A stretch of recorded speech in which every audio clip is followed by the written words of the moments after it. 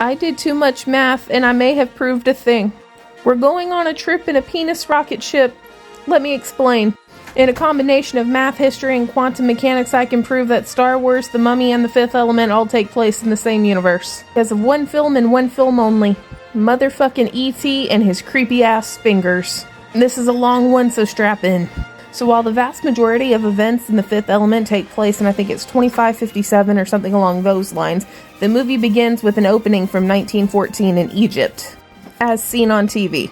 So what happens? There's a priest, a professor, and another boy go into this big building in the middle of Egypt, and they find the elemental stones, and then this great big penis rocket ship comes down, and this robot gets out, and he's like, I'm going to come back for these in 300 years, and you need your priest to watch over these. So we're going to accept that. Two thoughts come to mind because of this.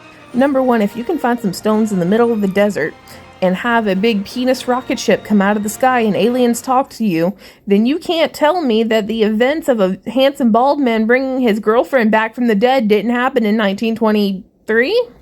25? Whatever. So if this can happen, this can happen. And it would not throw off the course of events. Moving forward. Thought number two, I find it interesting that he left the priest to take care of the elemental stones until they come back in 300 years. Seems like a religious thing. You know what else was a religious thing? Jedis. Jedis are considered a religion.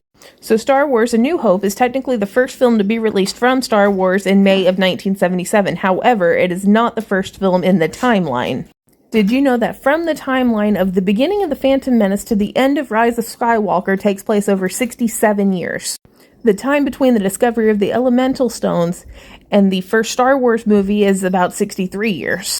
Meaning just about everything from the Star Wars universe could have happened between the discovery of the stones and the release of the first movie, which would make sense because all of the Star Wars movies begin with a long time ago in a galaxy far away. So, if these stones exist, Star Wars now becomes a documentary in that universe. And we can prove that through the existence of E.T. in both Star Wars The Phantom Menace and E.T. here on Earth in the 80s. Meaning we can slide right into the events of The Fifth Element. Furthermore, each one of the elemental stones represents an element that's controlled. You know, earth, wind, fire, air. You know who else can control all that with the thoughts of their mind? The Jedi.